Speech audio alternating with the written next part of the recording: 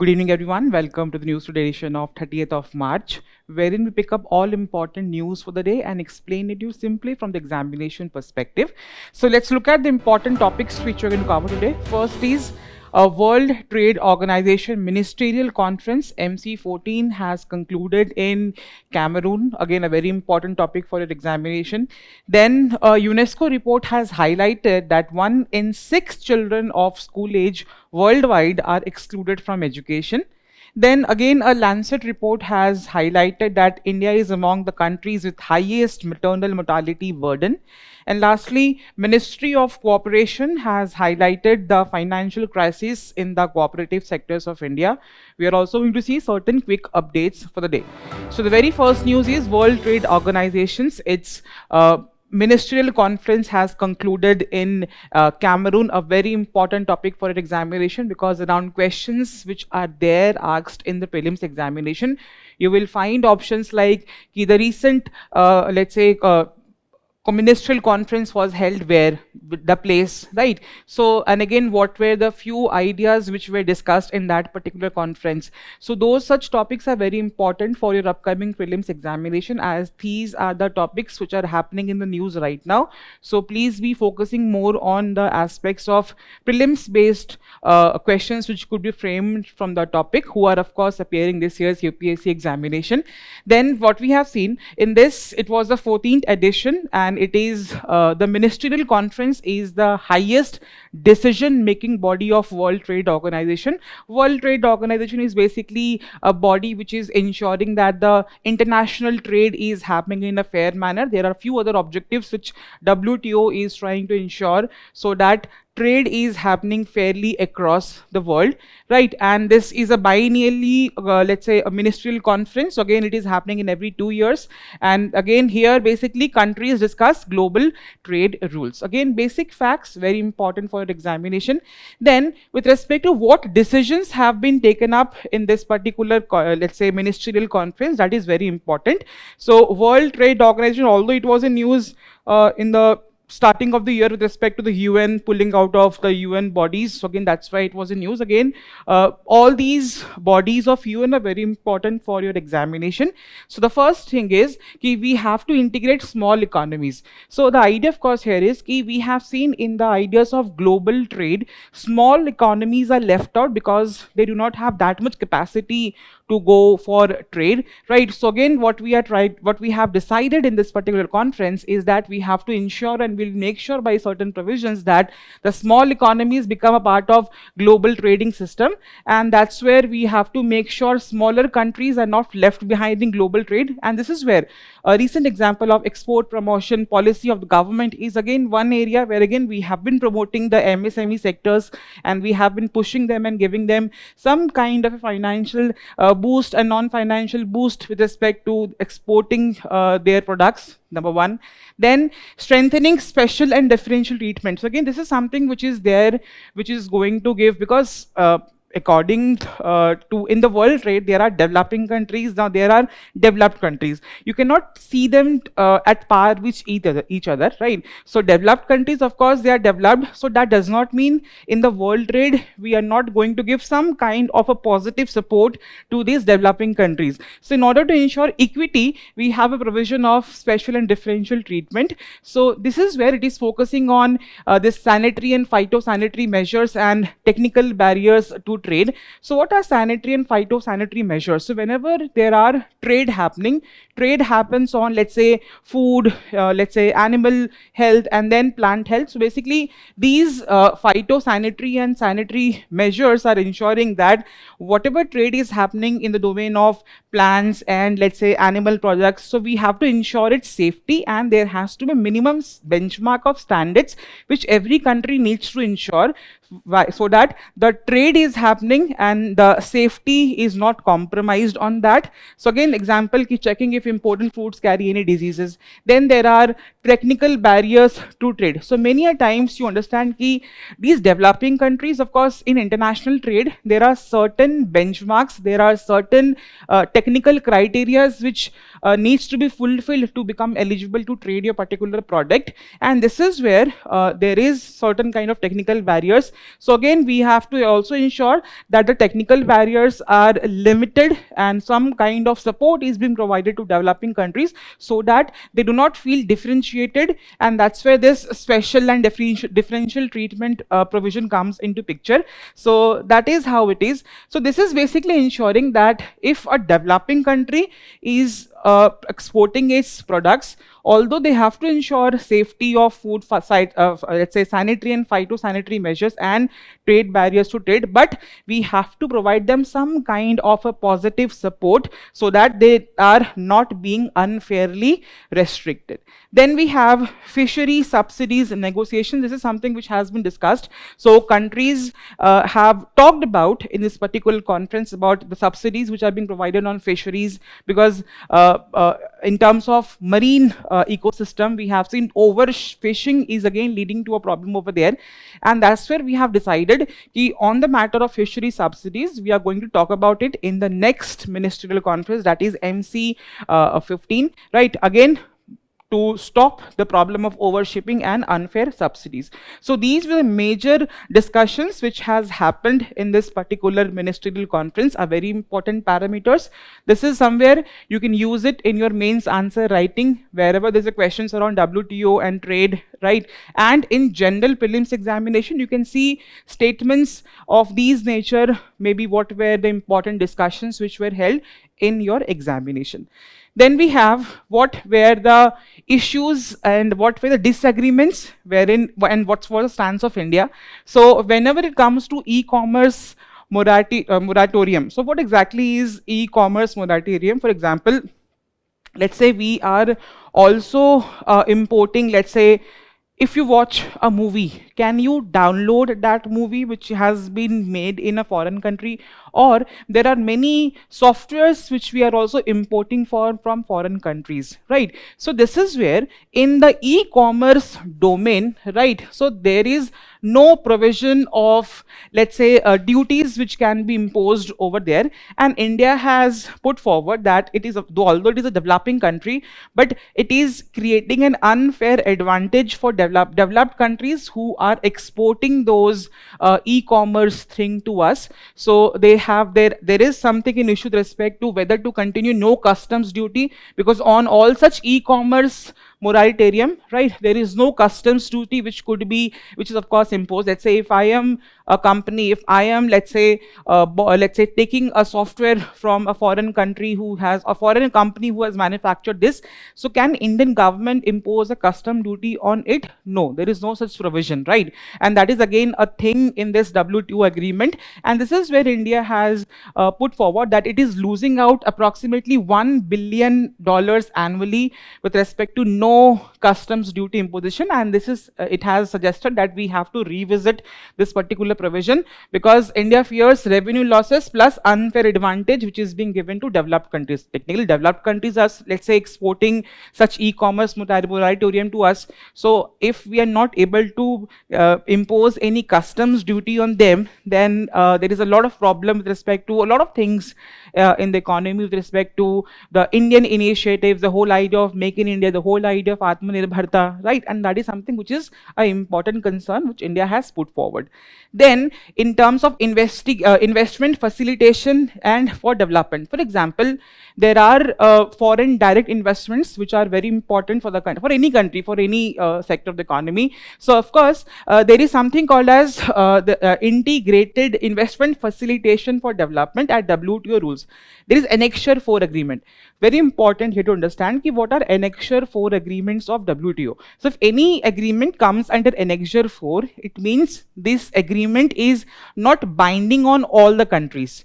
For example, there is an agreement, if it is kept in Annexure 4, which only those countries who are signing that agreement are obligated to follow the conditions of these agreements, and that's a speciality about Annexure 4 agreement. So under Annexure 4 agreement, so there has been a proposal to add investment facilitation for development. So what is difference between trade and investment? WTO is a body who is trying to ensure fairness in the trade, right? It does not have a domain expertise in terms of talking about investment in these companies. And this is what India has flagged a concern about it, ki if we are proposing this investment facilitated development. So basically it will allow help foreign direct investments in countries, right? And it is based on, of course, most favored nation principle, that we have to treat all countries equally in trade benefits. Let's say if FDI is coming to US or India or whatever country, we have to follow same kind of a proposal. And this is where they have been discussing that we are going to create this agreement in Annexure 4. Annexure 4 basically means, again, it will be only applicable to countries who are signing that agreement. So again, India has raised a concern that WTO is expanding beyond its limit. So again, it could weaken the consensus based decision making, because if you're keeping it in Annexure 4, technically those countries who are signing that agreement is only going to be applying those provision, and it is not applicable to any other country who is not applying it. And this is where there has been a discussion that WTO is basically expanding beyond its limit of trade. Investment is not your domain, so don't enter into this. And this is what India has raised a concern. So this is very important topic for your examination. The limitations, you can use it in your mains answer writing in terms of suggestions, right? But for prelims examination, where was the ministerial conference held? What were the major, let's say, discussions which has happened over there? That is something which is important for your upcoming prelims examination. Next, a very important topic, a report has been released by UNESCO, which has talked about in terms of children who are in their school age.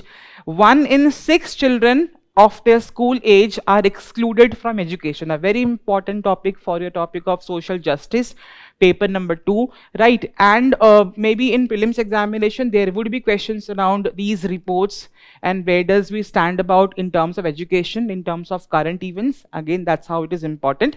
So what this report has highlighted. So again, the report was named as Global Education Monitoring Report of 2026. Now the questions might come in examination like, consider the following statements about Global Education Monitoring Report of 2026, and they will ask you which body is releasing this particular report: United Nations, UNESCO, World Trade Organization, or any other body. So this is where this report is being released by UNESCO, and this report recently has highlighted that 1 in 6 children across the globe who are in their school age worldwide are excluded from education, and only 2 in 3 students complete secondary education. And understand, we are talking about higher education, but out of 2 out of 3 children across the world are not even completing their secondary education. And this is where this basically means what? Many children do not even go to school, and even those who go to school are not completing their secondary education. And that is something which is a very alarming concern with respect to the demographic dividend, what we talk about for the upcoming future economies, right? And then what were the other findings of this particular report? Then again, yes, it talked about basic facts. You can use them in your introductions or points in any question which talks about the ideas of education as a topic, right? So that it does not mean that there will be a standalone question from these newses. You can use this data in any question which talks about the ideas of education, right? And that's how you can use these data in your answers. So now it is telling that out of school children, around 273 million children and adolescents and youth are out of school, and plus 13 million more in the conflict affected countries. Again, the whole idea in regions which are conflict affected, right? Currently West Asia, right? So this is the condition of children's, and as per the data, then secondary education problem. And it is a very alarming concern that there are developed countries, there are developing countries. Even in developed countries, there's a problem of secondary education. And that is something which this report has highlighted, that no country has achieved a universal secondary completion, which is again an SDG target number 4, that is education for all. So it is meaning what? Even developed countries are falling to ensure everyone completes the school. Then the third problem is, even if, let's say some students are getting education, but what about quality education? That is again a matter of concern. So access to education is not only important, but there is a problem of quality education as well. And even if just giving access, it is going to solve the temporary problem of let's say dropouts, but it is not guaranteeing what meaningful education. For example, there are many students, example in India as well, that the learning outcomes are very less. Students have past their school stage or primary or secondary stage, but they are not able to read properly, they are not having proper basic numerical skills, and that is something which is talking about the ideas of quality education in across the globe and as well as in India as well. That's a major problem.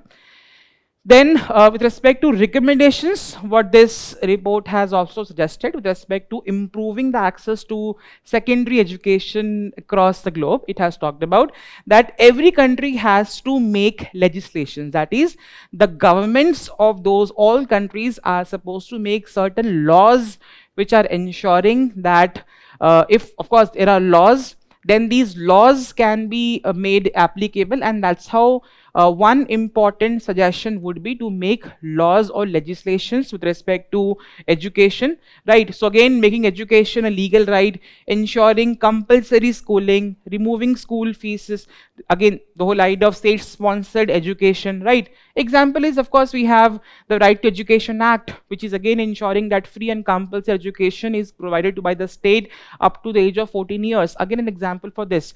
But now we have done well with respect to ensuring that government is supporting education. Right to education was basically a fundamental right under Article 21, but a separate fundamental right has been included as a right to education, and it has of course improved the enrollment ratio, but still we are figuring it out to talk about quality education.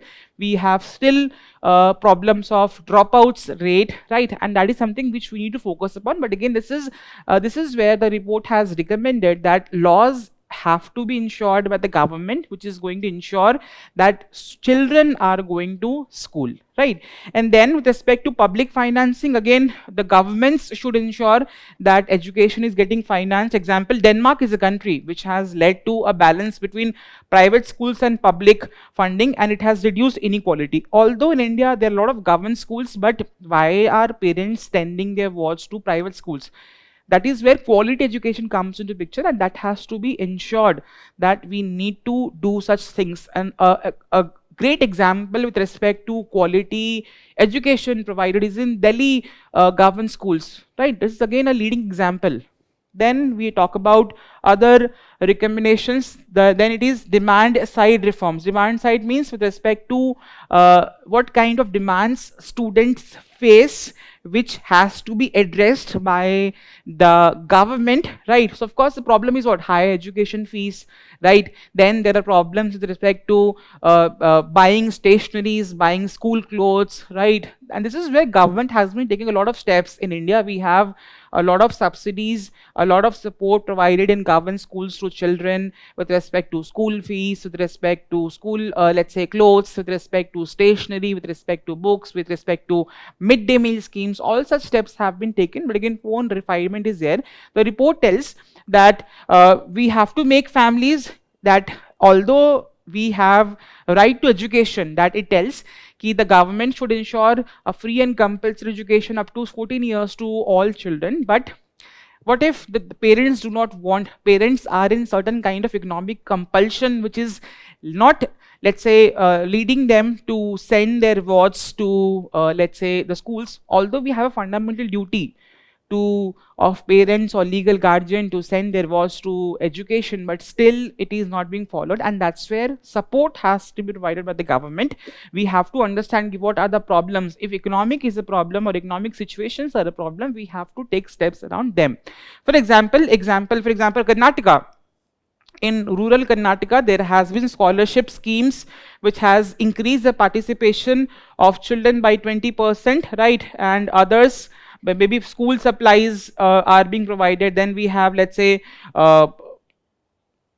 better health and nutrition in schools. All such things are going to be ensured. That is the demand side. Then in terms of supply side, We have to ensure a quality infrastructure of these government schools, right? That's where we are still finding it difficulty in India. I'm talking about that that parents are still reluctant to send their children to government schools with respect to the infrastructure, with respect to the quality of education, and that is something which has to be ensured by the government, right? So improving availability of education, there has to be good public investment on that, infrastructure, building more schools, increasing preschool availability, then reducing dependence on expensive private schools. Then we have to also promote open and distance education, specifically people living in remote areas who want to access education. So expanding access to higher education, example, world's largest open universities. Then with respect to other recommendations, for example, just like we are fighting climate change and we have set up a target of reducing like 1.5 degrees Celsius of lowest temperature, why not to set a specific target in terms of school education as well? And that is something which has been proposed by this particular report, that we have to set national targets within global framework. We have to use the data what we have with respect to less enrollment ratio. There has been, of course, in geographies, there will be ups and downs on data. We have to strategically understand which areas, what conditions is leading to less enrollment of children in schools, less or maybe increased dropouts from schools. That's where maybe a curated policy making has to be done. Then we have to focus on equity oriented policies, right? So that is something which has been highlighted by this particular report, a very important topic for your examination of GS paper number 2. Any questions around education, you can use this data's report in your answers, which is going to validate your points more, and of course 1 or 2 marks you will fetch more if you quote these datas and recent developments which were there in the news.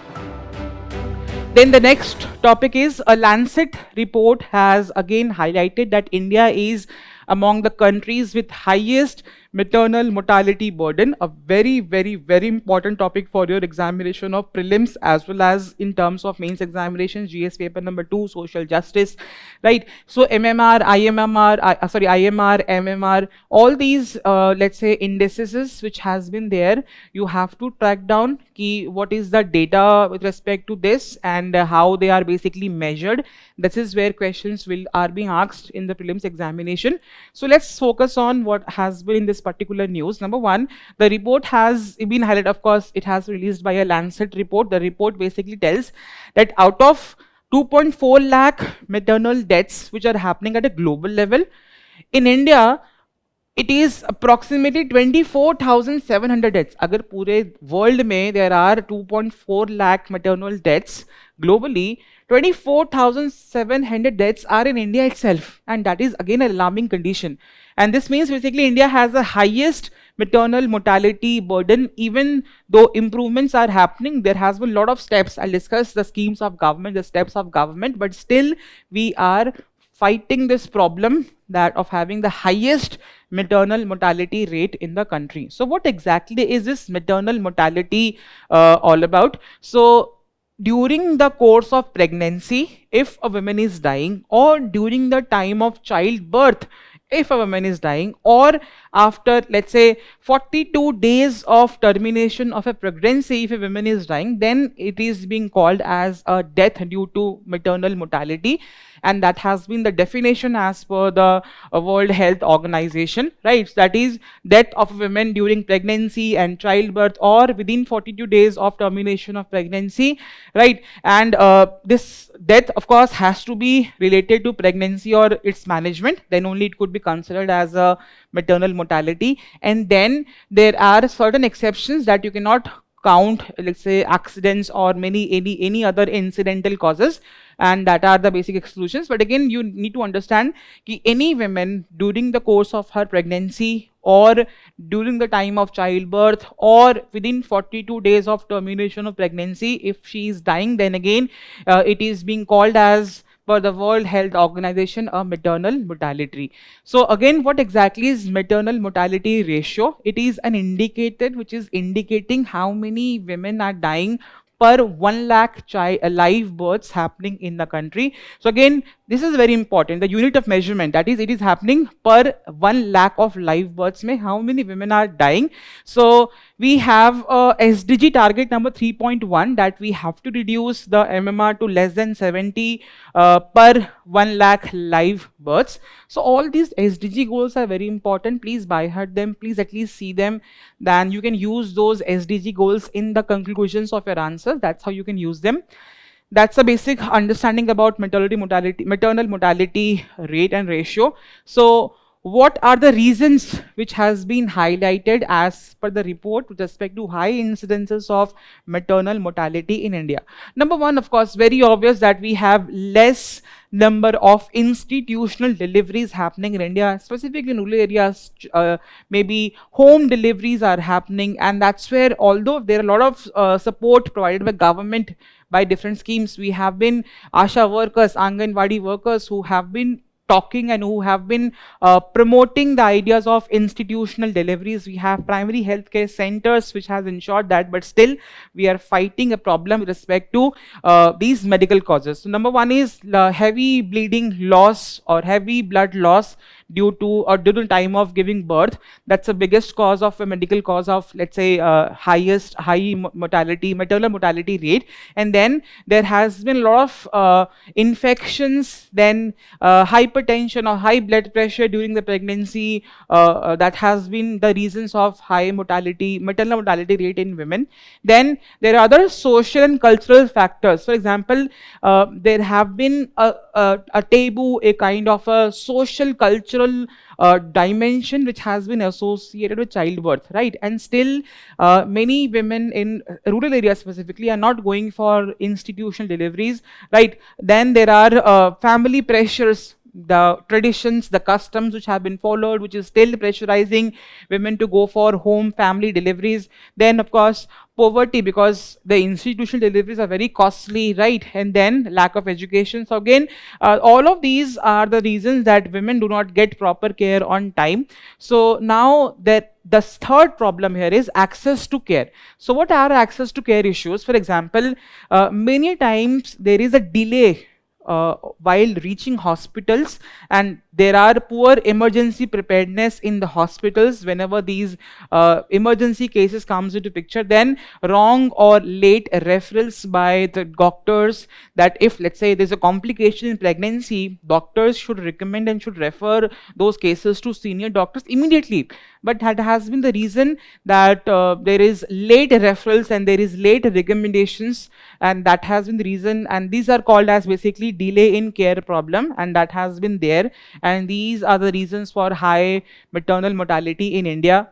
Then with respect to what measures have been taken to improve maternal mortality in India, we are going to see that again, although India is having the highest maternal mortality rate, but again we have been doing a lot with respect to tackle the problem. Number one here is we have included it in under the National Health Policy of 2017, that we had a target, and what we have achieved, that by 2020 we have to reduce MMR by less than 100 per 1 lakh live births, and we have achieved it by 2020, but still a lot need to be more done. Then it's in terms of National Health Mission. So we have something called as RMNCHAIN plus. What exactly is the status? So in terms of the health mission, we have included a strategy which has to be included to talk about the maternal mortality rate or to tackle the problem of MMR. One is we have to talk about reproductive health, then maternal health, then newborn children, then child, then adolescent health, and then nutrition. All of these are very interlinked to each other, and to fight MMR, there has to be a very strategic effort in all these directions in a let's say in a strategic manner, to see them all together, not see them individually as the issues. Then there are different states of India who have been taking a maybe a good initiative to tackle the problem of MMR, and there are examples. Tamil Nadu is an example who has a strong emergency obstetric care facility in the hospitals. And Madhya Pradesh is a scheme with a scheme name of Dastak Abhiyan, is a community-driven scheme with respect to fighting MMR. Then there are different government schemes. Example, we have Janani Suraksha Yojana, which is promoting institutional deliveries, that is hospital delivery. Then we have Pradhan Mantri Matru Vandana Yojana, which is providing, let's say, maternity benefit financial support. We have other mechanisms. Legally, we have Maternity Benefit Act, which is again talking about all such things. But again, a lot has to be done more to fight the problem. Again, for prelims examination, data around MMR, what are the SDG goals, these are important. But for mains examination, you can use these recommendations as solutions in your answers. You can talk about maybe some case studies or some schemes which have been existing and what's further need to be done on these directions which has been discussed over here. And that is a very important segment for the examination. Then the next topic is Ministry of Cooperation in India has highlighted the financial crisis which the cooperatives of India are facing. Cooperatives, a very important topic for your examination. Cooperatives in India have got constitutional status by the 97th Constitutional Amendment Act of 2011. It has added Article 19(1)(c), cooperatives, formation of cooperatives as a fundamental right. Under Article DPSP 43B, there has been a provision that the states should promote cooperatives in India. Then again, Part 9B has been added by this 97th Amendment Act of 2011.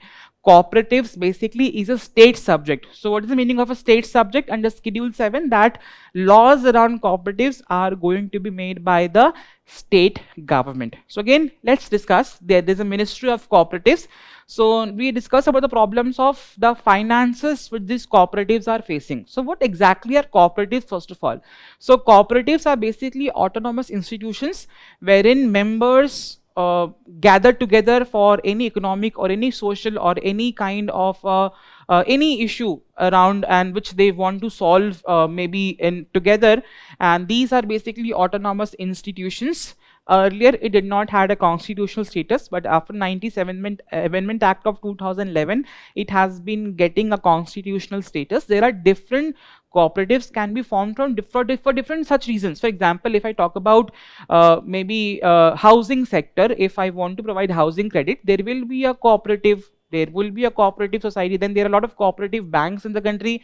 They are again coming under RBI guidelines. There have been, Amul is again a cooperative with respect to milk production, right? So there are multiple cooperatives on different sectors. So basically cooperatives are autonomous institutions where again people having a similar mindset of development around any economic, social factor, they come into together and they solve the problem together by forming institutions, and that's how they are. Maybe the institutions of course run in a democratic manner, that no one can decide solely what is going to happen at particular cooperative. Decisions are taken in a very democratic manner, and these are basic facts about democracies. Let's say cooperatives in India. Let's highlight and let's look at what were the problems of cooperatives which has been highlighted by this particular Ministry of Cooperation, that they have told that they are not doing well in financially. So out of 8.48 lakh cooperative sectors societies in India, 2.11 lakh, that is 24.8% are in loss, 1.41 lakh are non-functional, and approximately 5.5% are under liquidation. So this is highlighting the major financial stress and problem which these cooperatives in India are facing. And in terms of state-wise, Uttar Pradesh has the highest percentage of defunct societies. Again, ऐसे आएंगे questions कि they consider the following statements around cooperatives in India, and they will give you as per the recent report. Uttar Pradesh has the highest number of defunctional or defunct societies, cooperative societies. Again, this could be an example or a statement in examination. Then followed by Madhya Pradesh, Rajasthan, Andhra Pradesh, West Bengal. So again, it is telling that it is no longer a regional issue. It is equally happening across India, and this is where this report has talked about. Then the ministry has talked about what kind of challenges these cooperatives are facing. Number one is weak governance challenge. Although I have told that cooperatives function in a democratic manner, but there has been a lot of maybe cooperatives which are controlled by political elites, and this is again leading to mismanagement, how decisions are going to be taken in that particular cooperatives. Then it is technically leading to loss of trust of people in the functioning of these cooperatives, and that's where the cooperatives, due to weak governance, are maybe leading to or getting into problem of financial burden, because people are not trusting in them anymore. They do not maybe trust the services which are being provided by these cooperatives. Example, we have a PMC bank fraud which has happened in Maharashtra. Then financial constraints, again the major problem that cooperatives face a chronic financial fragility with respect to low working capital, high non-performing assets, then risk of insolvency, and they do not have enough money to run properly. Then contractual inefficiencies, agreements are not properly enforced around cooperatives in India. So members often get prices below the market levels. There's a middleman dominance. Then example is sugar sectors, right? So all of these are examples of this. Then there are other problems. One is dependence on members' participation. So cooperatives kya hai? It is autonomous institutions which are being run by the members who have a similar mindset, right? So now if members are not willing to work or members are non-functional, then how would that cooperative run? And that is again a problem, that cooperatives depend on active participation of members. If members start to or stop to engage in the working of cooperatives, then the bargaining power falls. Of course is going to become inefficient, finance is going to work for burden, and this is where system becomes weak from inside. And then sector specific issues. There are cooperatives around different sectors I have discussed initially. So different sectors face different kind of problems. For example, the dairy sector is facing unseasonal rains, geopolitical disturbances, festive demand pressure, right? Then we have housing sectors, a lot of scams around cooperative banks, mismanagement. Then in terms of credit societies, a lack of oversight and poor regulation, women's welfare, limited access to finance, mobility, and social barriers. All of these are pressing challenges around cooperatives in India. Then what are the initiatives taken in the cooperative sector by the government? Number one is National Cooperative Policy of 2025, which is aiming 50 crore citizens to participate in the cooperative goal. And goal is of course of mass participation plus strengthening the cooperatives in India, because they are having a good let's say problem solving capabilities, because everything cannot be done by the government. If people of society are coming forward and they are ready to fight any economic or a social challenge, and if they are forming institutions, so again we have to give them support, and that's how we can develop as a country on different parameters of economic and social barriers. Then there is Margdarshika plan, which is targeting a very important area. There are a lot of agricultural credit societies. These are cooperatives which are providing credit to farmers, but again they are very much less functional. Many farmers are unaware of these kind of cooperatives, and this is where Margdarshika plan is targeting creation of more than 2 lakh new primary agricultural and credit societies, dairy and fishery cooperatives, and expansion of cooperative network. Then India has the world's largest grain storage plan in cooperative sector. So again we have to focus more on what?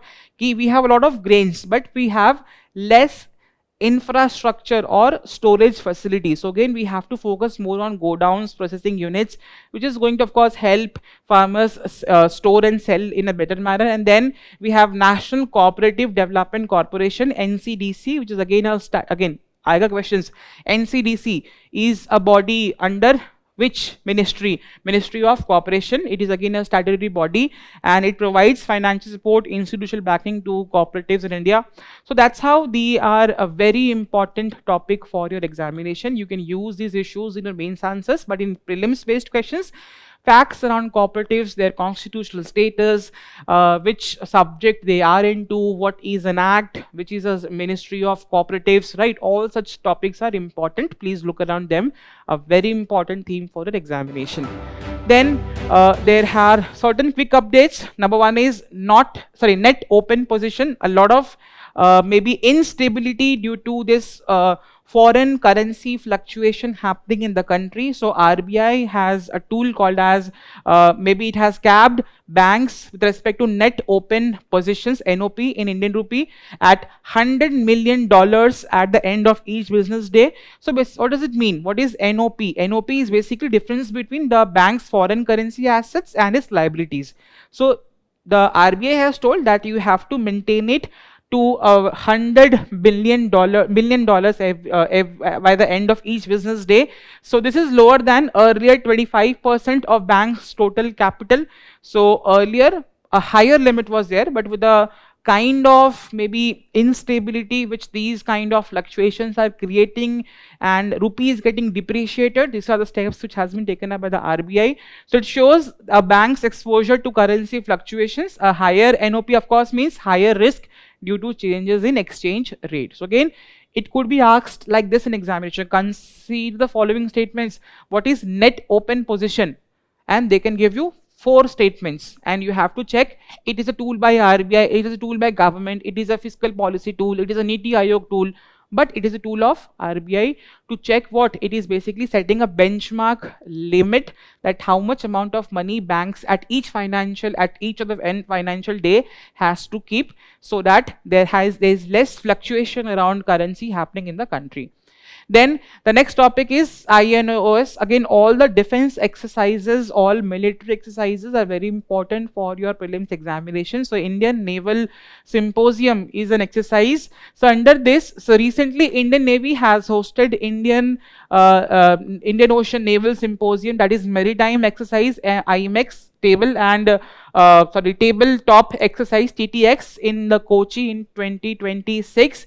So this Indian Ocean Navy Symposium is a voluntary initiative which has been taken for maritime cooperation between countries in the Indian Ocean region, right? And the chairmanship is rotating every 2 years between the Indian Ocean countries. So India is currently the chair of 2026 this Indian Navy Symposium, and memberships includes littoral states of Indian Ocean with 25 member countries including India. Facts hai very, very, very important for your prelims examination. You cannot expect questions to come out anything like that in examination. Some body, some institution, some defense exercise, some military exercise, some species will be news, and then only they are getting reflected as a form of question in examination. So questions are in front of you. You have to basically identify that out of them I have to read everything, and I have to read it from the perspective ki what kind of questions could be framed in the examination from the topics.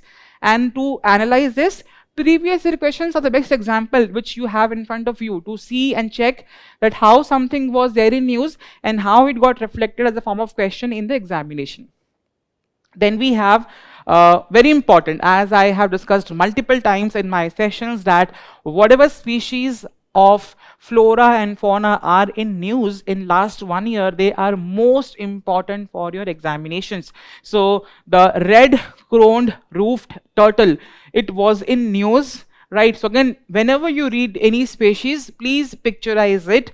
If you picturize it, you are going to retain that piece of news for a longer duration of time. So this is basically a variety of turtle, critically endangered hai, Schedule 1 in the Wildlife Protection Act. So basically, intensive hunting of both the adult tortoises plus the eggs which they lay has increased, which has led to declining population of this red-crowned roofed turtle. So basic facts you need to remember around them.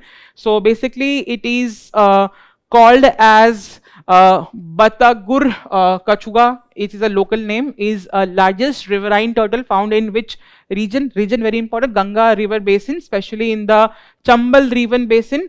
Very important, IUCN status is critically endangered, and it is there under the protection in Schedule 1 of Wildlife Protection Act and in the Appendix 1 of CITES. Very, very, very important facts for examination. This could be 3 statements which can come up around this particular species in news, right? And you cannot afford to do these kind of questions wrong in examination because they are there in front of you. You have to just pick out all and maybe read specifically all those species which has been used at least 1 or 1.5 years back. Then special characteristics about species, please also see them very carefully, that it shows sexual dimorphism wherein the males are maybe quite smaller as compared to females, and they develop bright red, yellow and blue colors during the breeding season. They act as a bioindicator. What are bioindicators? Again, a topic for your environment and ecology, that maybe something around species in that region indicates the health of that ecosystem or that environment, right? So they act as a bioindicator of river health and helps in nutrient recycling. Agar wahan par there is declining trend, it talks about that the river or the environment in that area is polluted. That is example of bioindicator, a very important topic for your upcoming prelims examination. Then we have PM e-drive scheme. All of you know about e-vehicles and the kind of support which has been taken up by the government in order to encourage people to go for e-vehicles. So PM e-drive is again a scheme, very important. Whenever you read schemes, centrally sector schemes, center sponsored schemes, which ministry, what's the basic aim, these parameters have to be taken up into consideration while reading. So PM e-drive is basically a scheme around Ministry of Heavy Industries, which has been extending subsidies whenever you are going to buy any 2-wheeler or 3-wheeler electric vehicle. There will be some kind of subsidy which has to be will be given by the government, right? So for 2-wheelers and 3-wheelers, not for 4-wheelers, please be very much clear about it. Then it is a revolution in the innovative vehicle enhancement, was launched in the year 2024 with an outlay of itna facts. You can maybe not read, no need to remember the funds, right? Objective was to promote electric vehicles, develop charging infrastructure and build a robust EV manufacturing ecosystem. It provides demand incentives for 2-wheelers, 3-wheelers, e-ambulance, e-trucks and other EV categories. It supports e-buses, charging stations, testing infrastructure through grants for capital assets. The scheme is implemented by Ministry of Heavy Industries. Very important. Don't confuse. Many times people get confused with Ministry of Environment, Forest and Climate Change. That is, or Ministry of Renewable Energy. That is not the true idea. Coming under Ministry of Heavy Industries. Then the next topic is Luga port in Russia, Russia-Ukraine war. A drone has hit a region known as Russia's Baltic Ust-Luga port. So that's why it was in news, right? So please locate that port in the map, very important. So all those places which are in news, they can get in a form of question, the form of as the following. They can give you that Ust-Luga report and why in news. As the following questions. This is how UPSC has asked questions in previous year question papers, right? So again, it is located at the Luga Bay in the Gulf of Finland. It is a multi-purpose port mainly used for export of energy resources. Very important area. If you are damaging the port which is exporting energy resources, how it is going to impact the global availability of energy resources. Again, an important point to intellect, and something which is going on also in West Asia, right? So it serves as a final point of Baltic pipeline system, and other major Russian ports includes, again, you have to just locate them in a map. That's how it is important. Then the next topic is E3 Sentry. Again, defense equipments, helicopters, aircrafts, all those topics are very important because of the disturbance in the West Asia region. So a US airborne warning and control system aircraft was destroyed by, of course, Iran, right? And this is called as E3 Sentry. It is basically not a missile or something like it. It is basically a airborne warning and control system. So it is a mobile long-range radar surveillance and control center for air defense. That's why this is the news. They can talk about E3 Sentry was sometimes seen in news. It is what? Technology, or maybe a aircraft or a missile or something like that. This is how questions will be asked. If you know what it is, that is enough for your prelims examination. Nothing much to go in detail as far as this science and tech and defense based news are concerned. Then we have Biotechnology Research and Innovation Council, BRIC. Again, whenever these bodies comes in news, you're going to see its composition, its work, what they are doing, coming under which ministry department. That is enough for your examination, right? So we have a very first meeting of this body, that is BRIC, Research Advisory Board. So what is the task? It basically reviews, monitors and all the research activities of this BRIC institutes. So it is basically a body was created in 2023 by subsuming the autonomous institutions under Department of Biotechnology, right? And it focuses on integrating all the research, development, training, everything around these Department of Biotechnology institutions. It is creating key. There were multiple institutions, all of them have been subsumed under this particular body, right? It also implements all the cabinet approved initiatives of Department of Biotechnology, and one of the key initiatives is One Day One Genome to highlight microbial potential of India. That's a basic fact, important for the examination. Then we have very important, we observed Earth Hour, and 20 years of this Earth Hour has been completed. So again, very important, and these are the areas we have seen Earth Hour, which day it is being celebrated. Such kind of questions have been asked previously by UPSC, right? So now these questions are going to be definitely correct, but in the hurry, we tend to do silly mistakes of these simple questions in examination, right? So very important theme, Earth here. It is basically World Wildlife Fund.